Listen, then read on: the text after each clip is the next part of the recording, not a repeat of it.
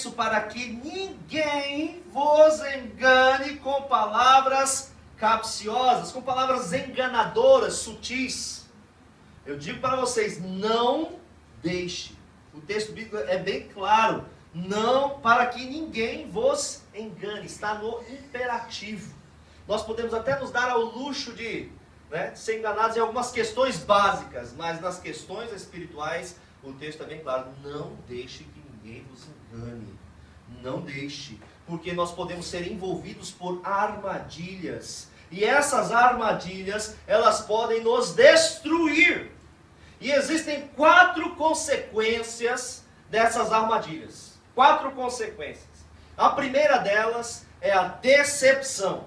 Nós podemos depositar a nossa fé em mentiras. Se você deposita a sua fé em mentiras, o que vai acontecer? Vão passar os anos e você vai ver que em vez de a sua vida melhorar, ela piorou. Aí você volta para trás e fala, não adiantou nada. Quantas pessoas eu vi que abandonaram a fé cristã porque foram envolvidos com mentiras? E você tenta conversar, você tenta convencer que eles foram envolvidos com mentiras.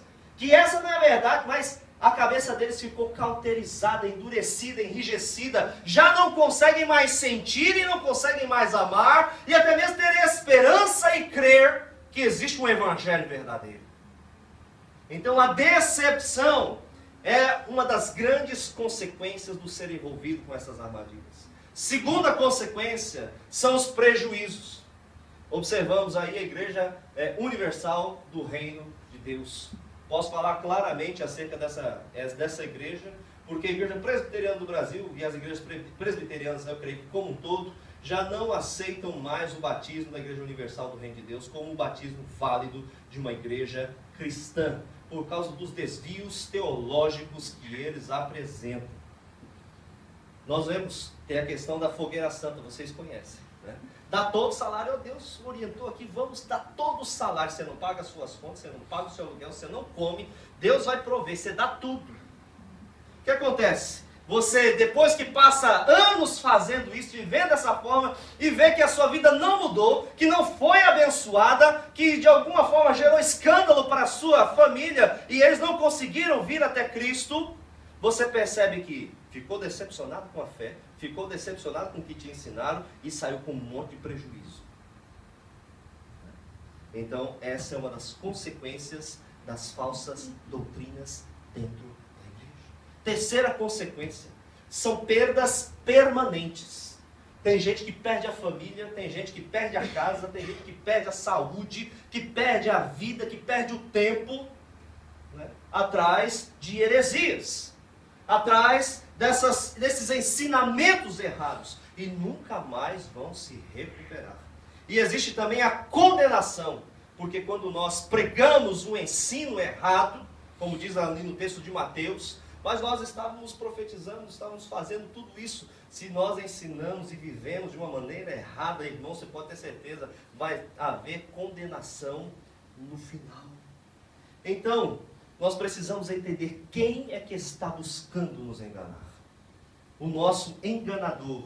João capítulo 8, versículo 44, o que nos diz? Quem é o pai da mentira? Satanás. 1 Pedro capítulo 5, versículo 8, ele diz que Satanás ele está ao nosso derredor, rugindo como um leão, buscando a quem possa tragar. E qual é a sua arma principal? A arma principal de Satanás é a nossa ignorância. Nós não podemos ser ignorantes no que cerne a palavra de Deus, porque é ela que vai nos orientar, é ela que vai nos defender, e é ela que vai nos mostrar o caminho correto. Desconhecer a Deus e a sua revelação, isso sim é que para nós, irmãos, é uma grande loucura. Nós podemos ser enganados, levados a acreditar em mentiras, por nós não conhecermos a palavra de Deus. Como nós não sermos enganados?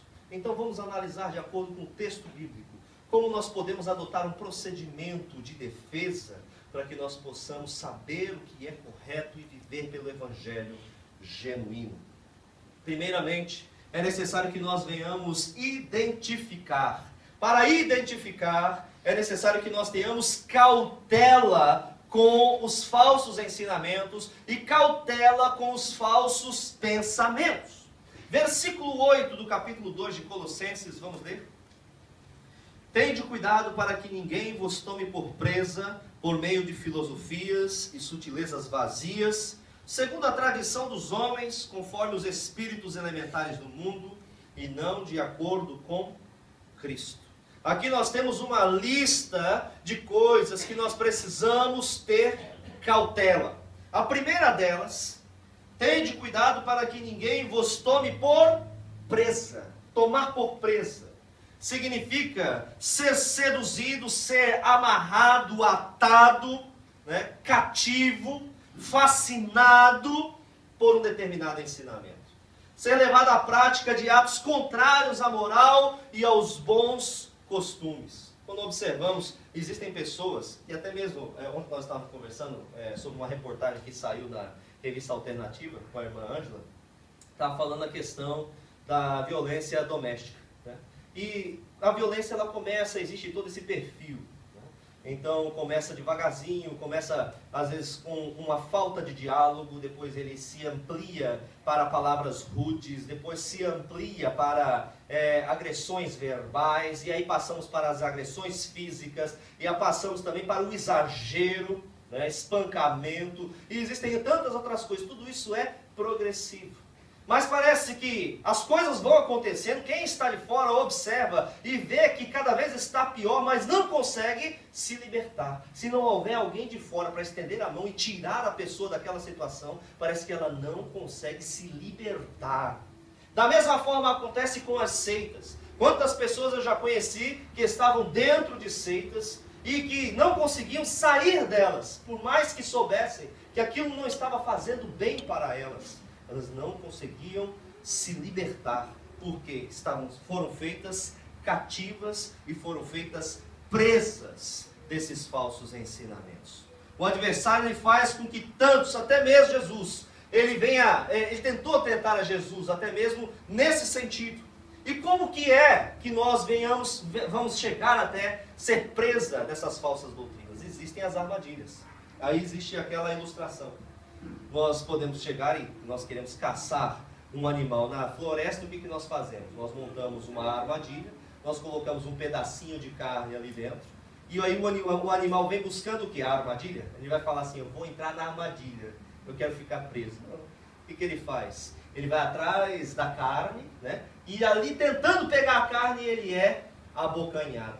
Da mesma forma, é assim que acontece. Muitas pessoas vão atrás dessas falsas doutrinas, atrás de solução para os seus problemas, isso é justo. Mas muitas vezes vão atrás também de um carro novo, de uma casa nova, de uma prosperidade, de um dinheiro no banco, querem ter mais coisas e acabam sendo presos por esses falsos ensinamentos. Daqui a pouco não conseguem mais sair deles. Satanás, ele oferece de tudo. Ele tentou oferecer até mesmo para Jesus. Quando Jesus ele foi tentado no deserto, o que é que Satanás fez para ele? Você quer pão? Eu tenho pão para te dar. Né? Você quer todos os reinos do mundo e toda a riqueza do mundo? Eu tenho tudo isso para te dar. E é assim também que ele trabalha com todas as pessoas. Você tem desejo? Você quer? E ele então faz as pessoas de presa. Vamos então fazer um pacto. Qual é o pacto que ele queria fazer com Jesus? Eu vou te dar todas essas coisas que você quiser, se prostrado me adorares.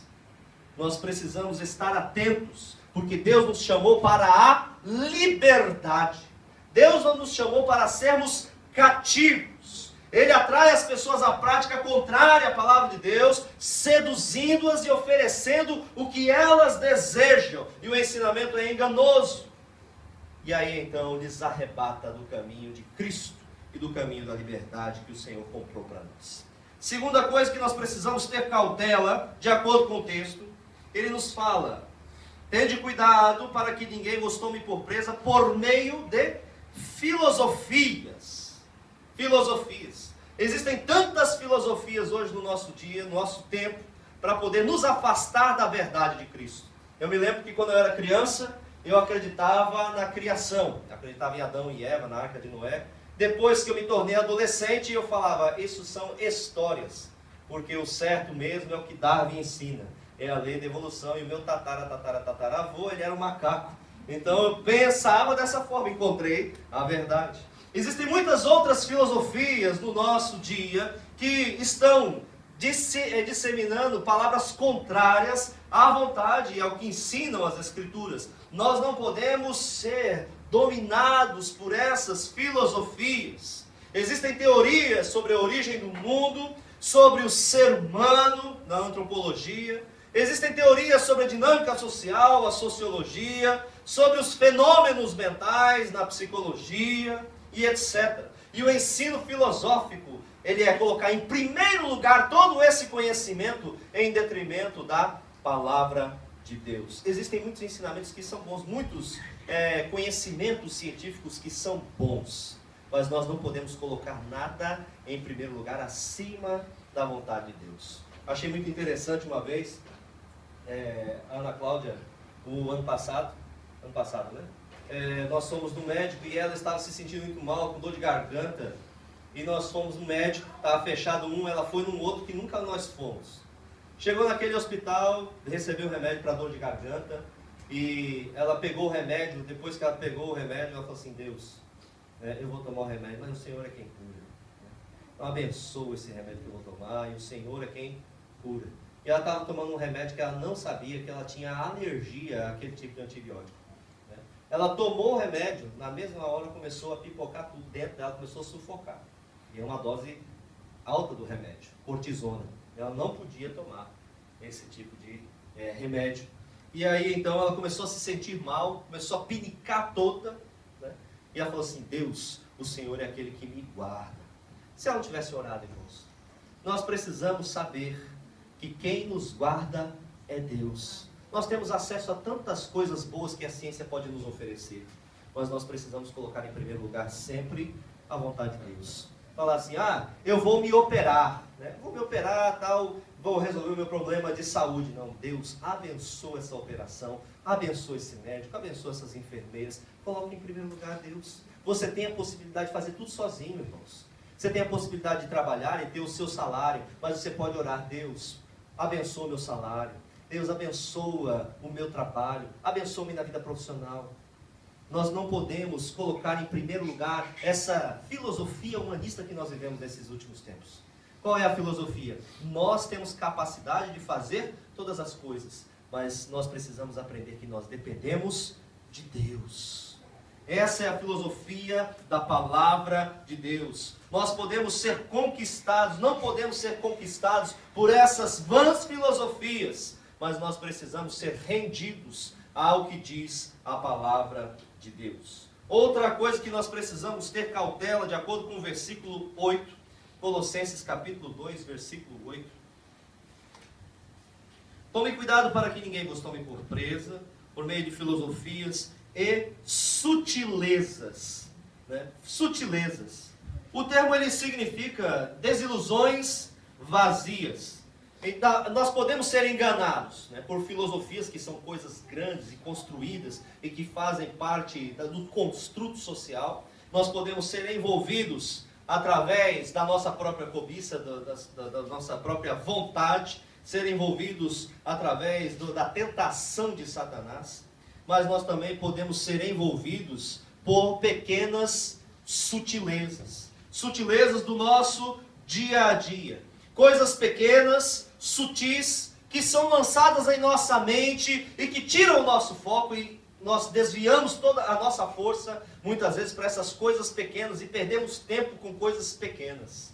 Precisamos estar atentos para nós não nos afastarmos da leitura bíblica, não nos afastarmos da oração, não nos afastarmos da igreja, porque existem muitas sutilezas que nos afastam do caminho de Deus. Quando você menos espera, já está longe. Fala: pô, mas o que aconteceu? Não aconteceu nada demais, mas foram coisas pequenas que foram desviando o meu foco.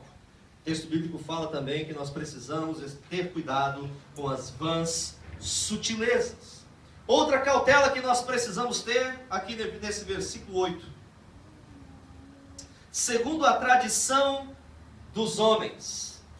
Outro ponto a ser estudado, e até mesmo ponto de cautela, são as tradições dos homens. Ensinos que procedem dos nossos antepassados, né? É porque a minha avó passou para a minha mãe, que passou para mim, então eu creio nessa tradição. Existe também a questão cultural. Algumas vezes eu fui aconselhar os irmãos filipinos, eu falei, olha, seria interessante, a palavra de Deus diz assim, assim, assim, assim. Eu falei assim, mas a minha cultura é essa. Eu falei assim, mas a sua cultura está acima da palavra de Deus? Qual é a nossa cultura? A nossa cultura, ela deve estar submissa à cultura do reino de Deus. O que é cultura? Uma das primeiras matérias que nós estudamos na faculdade. O que é cultura? A cultura é o cultivo do conhecimento. Então eu vou valorizar mais o cultivo do conhecimento secular, o cultivo do conhecimento histórico, o cultivo do conhecimento empírico, o cultivo do conhecimento tradicional, ou eu vou cultivar o conhecimento bíblico?